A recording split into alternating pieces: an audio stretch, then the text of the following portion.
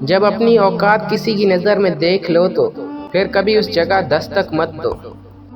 اپنے برے وقت کے لیے بچا کے رکھنے والا مال اگر کسی کے برے وقت میں لگا دیا جائے تو اپنا برا وقت بھی ٹل جاتا ہے۔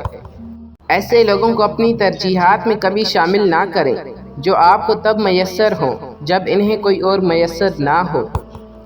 حسد کرنے والے کے لیے یہی سزا کافی ہے کہ جب تم خوش ہوتے ہو تو وہ اداس ہو جاتا ہے۔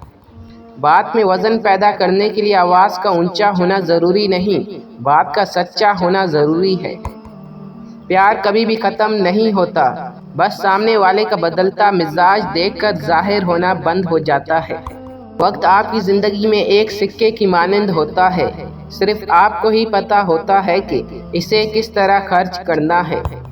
سیکھنے کے بے شمار ذرائع ہیں، مگر پھر بھی کہا جاتا ہے کہ زمانہ بڑا استاد ہے۔